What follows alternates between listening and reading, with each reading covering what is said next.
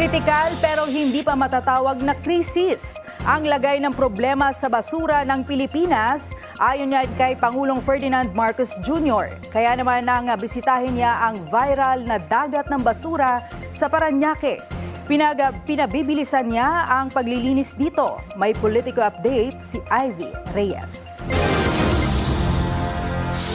Katumbas ng isang buwang ulan ang sinalo ng bansa ngayong linggo ayon mismo sa Pangulo. At dahil patuloy ang pag-ulan, pinabibilis ni PBBM ang paghahakot ng dagat ng basurang tumambad dito sa Parañaque para maiwasan ang matinding pagbaha. Umabot na sa higit 20 dump truck ang nakuhang basura ayon sa MMDA. Una nang nanawagan ng Pangulo sa publiko na maging responsable sa pagtatapon ng basura.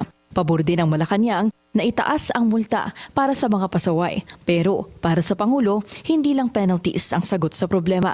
So it's not useful to fine people for not throwing their garbage if there is no place to put their garbage.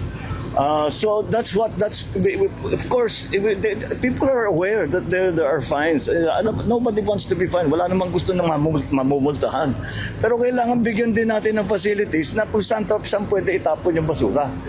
Binisita rin ni PBBM ang isang pumping station sa Pasay kanina. 12 years na raw itong hindi napapagana at hindi raw alam ng Pangulo kung saan napunta ang pondo para rito. Pero ibabalik daw ito ng kanyang administrasyon para mapatakbo ng maayos ang flood control facilities. Ang Waste to Energy Initiative naman ng gobyerno, hindi ipinangako ni PBBM na matutupad agad-agad dahil ngayon pa lang daw ito ipapatupad sa Pilipinas. Pero maaari raw makakita na ng resulta in a year or a year and a half. Ang Waste to Energy Facilities ang solusyon ng pamahalaan para tugunan ang problema sa basurang bumabara sa drainage at waterways at the same time makadagdag enerhiya sa power grid ng bansa.